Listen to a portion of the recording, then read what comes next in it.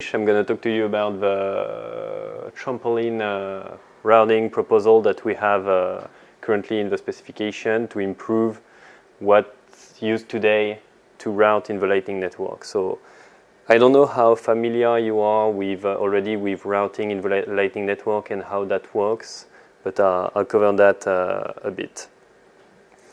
So the Lightning Network is a payment channels network. That means that the way it works is that you first open channels between users by creating a Bitcoin transaction on chain. Once that transaction is confirmed, you have an off-chain channel that is available between you and someone else.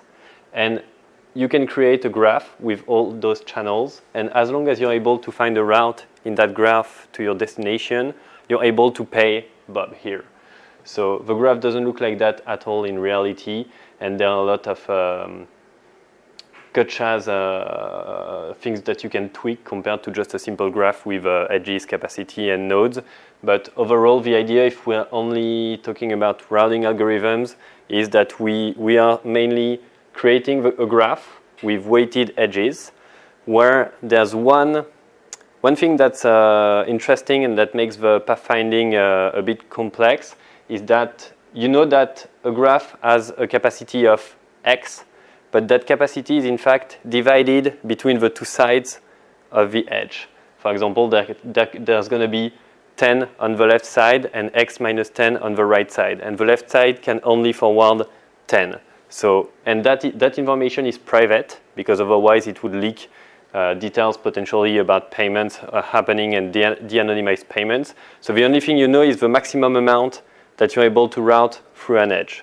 So if you run just a basic Dijkstra's pathfinding algorithm, you're going to find routes that work in theory if you had all the capacity that's advertised by the channel, but it may fail in practice when you reach a node and he says, no, it's true that I have a channel to the next guy, but unfortunately I do not have balance on my side, so I cannot route. And there's going to be an error, and you're going to have to retry with another route. So what we do currently is that we find multiple routes and we try the first one, then the second one if that fails, and then we keep on going like that. So right now we have a few very powerful features in today's routing in Lightning, because it's fully source routed. That means that every node in the network has to know the whole graph of the network. That works because there aren't too many nodes right now. I think I have figures at the end of the presentation of the exact numbers a few months ago. But that means that you have to be online a lot to be able to receive gossip from the network to tell you, hey, there's a new edge that you need to add to the graph, or hey, this edge is down, or this edge was deleted, so that you have the right graph to run your path algorithm on. Because if your graph is out of date, you're going to run your path algorithm fine, you're going to find routes, but when you start routing, it's going to fail at some nodes because the view of the graph that you had is just not accurate anymore. What's interesting with the current routing is that you have all the it is source routing, so you have all the information to compute your route based on any heuristic that you choose. You can choose to minimize your fees, you can choose to maximize your anonymity, you can choose to go through specific nodes or to avoid specific nodes. Our payments are trustless. That means that when you do a multi-hop payment, there's no way one of the hops is going to get money without paying on the other side. That's a property of the Lightning Network and how our Bitcoin scripts are made. And it's private because of onion encryption. Basically, we use a fixed onion packet so that every node in the route just discovers that he's receiving a request to forward a payment from one guy, and the next guy he needs to forward it to is that guy, but he doesn't know if the next guy is the last one, next to last one, next to last one, and he doesn't know the final amount and final expiry and that kind of thing. So that's really important for anonymity. There are, of course, a lot of attacks that you can do on that, and right now it's not perfect at all because there's just not enough volume, not in a few holes in some places, but that's something we're actively working on to make the anonymity better. So those are properties that we want to keep. If we change the routing algorithm, we still want to have those properties, at least the trustless and private part. But right now, the source routing part comes at a real huge cost in terms of bandwidth, memory, CPU, which impacts a lot of people that are running a node on a phone. because since you need to know the whole up-to-date graph information, that means that when you are running on a phone and you're just turning it on like every 3 hours, there has been a lot of updates that you have missed. So when you launch the app, you need to first sync what you missed so that you have the accurate graph. Then you can use that graph to run the pathfinding algorithm. And syncing consumes a lot of bandwidth on the mobile plan, and it's slow if you are on a 3G connection. So that means that you're launching the app, you want to pay something, and first there's going to be a big spinner saying, hey, wait, I'm just syncing the graph, wait for a few seconds. Then we have to store that whole graph in a DB. And when you run the pathfinding algorithm on a network that has 10,000 of nodes, it consumes a lot of CPU. So it consumes a bit your battery. The graph is not huge, and we have powerful graph algorithms, so it's not that big of a deal. But if the network keeps growing, it's going to be a pain. And we thought that we can do better for mobile applications.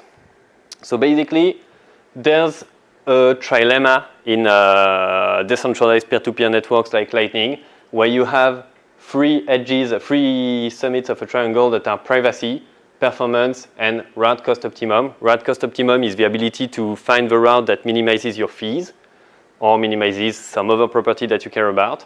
Privacy is keep your payments private.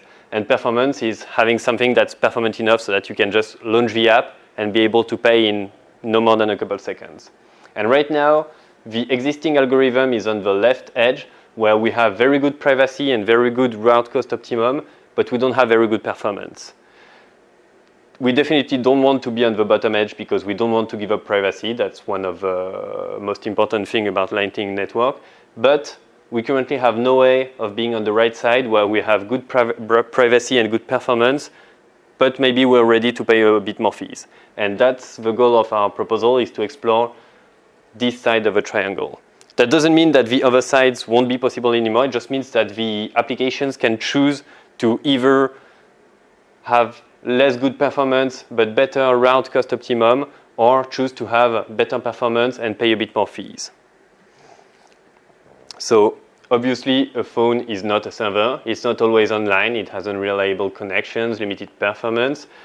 But the thing is, that's what the experience you want to have when you have a Lightning wallet is just take out your phone, scan a QR code, and you send a payment. And that just works, and you don't have to wait a lot. You don't have to sync so many things. You don't want to have payment failures. You just want it to work and still be private. So the idea of trampoline payment is to say that what if we just don't sync the whole graph? What if we just sync a subset of a graph that's close to you, like your 2 or 3 radius neighborhood, and some special node that you randomly sample from the graph. And those nodes are what we call trampoline nodes, and you're going to use them to do pathfinding for part of your payment route. So if you do that, since you're syncing only a small graph, you have a lot less bandwidth that you need to use. When you launch the phone, you have only a very small graph to sync, so it's going to be much faster. You don't need to run a pathfinding algorithm on a big graph because you only have a small graph to consider, so it's going to take less CPU and less. But here, no, you have connections to your peers, and with multiple hubs, you're able to broadcast your updates so that everyone has a good view of the whole network eventually. And what's my slide? Okay, so, and the way trampoline routing works is that you're going to completely sync that part of the graph, your local neighborhood, and you're going to also randomly sample blue nodes, trampoline nodes that are potentially outside of your graph. And the goal is to sample enough of those so that you can use them as a kind of packet switchers to get a route to your final destination. For example, if the node in the center here wants to pay, let's say, that node, he only has this view of the graph. So if he runs a pathfinding algorithm that's going to stop here, he's not able to find a route to the final destination. But he knows this trampoline node that is in his local graph and another trampoline node that is outside. And his hope is that there's going to be a route between those two, and there's going to be a route between this one and the destination. So he's going to choose a high-level trampoline route, saying that the payment has to go through this one and reach that final destination. he's going to do an onion encryption of that information, and then he's going to find a real route to the first trampoline node and do another layer of onion encryption for that. Yeah, you can see that as 3 different graphs. There's the graph of trampoline nodes, the graph of all the routing nodes, trampoline plus non-trampoline. So yeah, let's say that you have the routing graph, nodes that what we have today, routing graph that run on servers that are able to route payment, that have an up-to-date view of the graph. And some of those also offer a feature called trampoline, where they say, I'm going to find routes in that routing graph for you. And since we're using 2 layers of onion encryption, they only learn who the previous guy was and who the next guy is, but they don't learn more than that. But they receive a bit more fees because to reach the next guy, they have to find a route themselves to that guy. So yeah, this is the detail of how we do the onion encryption. If you have a route like that, there's Alice on a mobile phone, Bob, just a Lightning node. You don't know if he's on a mobile phone, he's on a server. It's just a Lightning node that issued an invoice to say I want to be paid 1,000 satoshis with an expiry at that block. And what Alice is going to do, Alice has selected node 1 and node 2 as trampoline nodes. And Alice does a route construction by starting from Bob, saying I want to send this amount of SAT. It's going to go through that guy who takes that amount of fee, so I need to add that amount and add that expiry. Then it's going to go to that guy who also takes some fees, so I need to keep on adding the fees to the amount I want to send. And then to reach that guy, I'm finding a route that's going to be that, and this guy is taking a bit of fees as well. So what you're doing is that we don't see the colors very well, but this is in brown and is an onion encrypted payload inside of a bigger onion encrypted payload. And this is the same here, and this is the same here. So basically, here you have an onion encrypted payload that says that node 1 is going to be able to decrypt, and that is going to tell him that he needs to reach node 2, and he needs to forward this amount to node 2 with expiry at that. And Alice is doing those 2 layers of encryption and then sending a payment packet.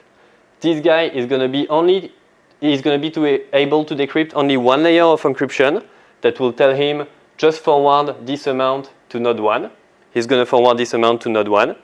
Node 1 is going to do a first layer of encryption that will reveal that inside the payload there's another onion. He's going to do another layer of onion decryption, and it's going to reveal that he has to forward that amount of money to node 2. So node 1 is going to run the pathfinding algorithm to find a route to node 2 that satisfies the difference of what he received between what he needs to forward.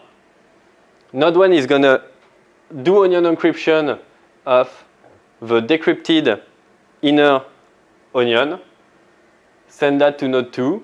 Those 2 guys will just be able to decrypt 1 layer of onion encryption and forward to the next guy. When he's going to reach node 2, same thing as node 1, he's going to be able to decrypt 1 layer of onion encryption to find that there's another onion encrypted payload inside and do a second layer of onion decryption to find that he needs to forward 1,000 satoshis to this node ID.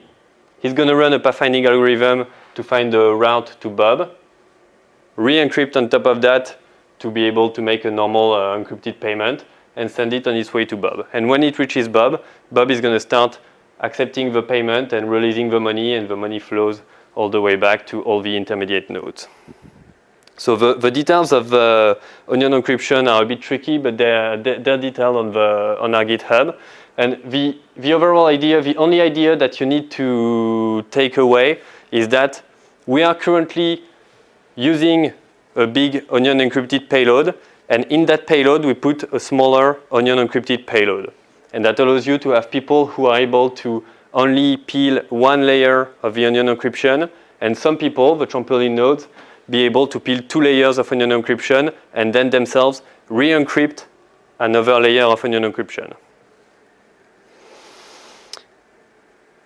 I don't know, who knows about atomic multipath payments in Lightning here? Does that ring a bell? So the idea is that previously, when you wanted to pay an amount, for example, 1 Bitcoin, you had to find a route in the graph where all the edges were able to route the whole amount. And we saw that that was beginning to be an issue for people who wanted to route bigger and bigger payments. So we created a way to split a payment into multiple sub-payments so that you can send them in multiple shards, but the payment is still atomic, meaning that if you are sending a payment in 3 shards, they are either going to work all 3 of them so that you send the full payment, or none of them. No one is able to just redeem part of a payment and get away with it. And what's interesting with Trampoline is that you can do, at each Trampoline node, you can aggregate the incoming multiple parts and then decide on how to split to reach the next guy. Because the hard part in this multi-part payment is finding out how to efficiently split. Because ideally, you want to send, if you send only 1 payment, that's going to cost you less fees. If you start splitting, it's going to cost you more fees, and there's also more risk of failure because you're trying more routes. So, but sometimes you will have to split.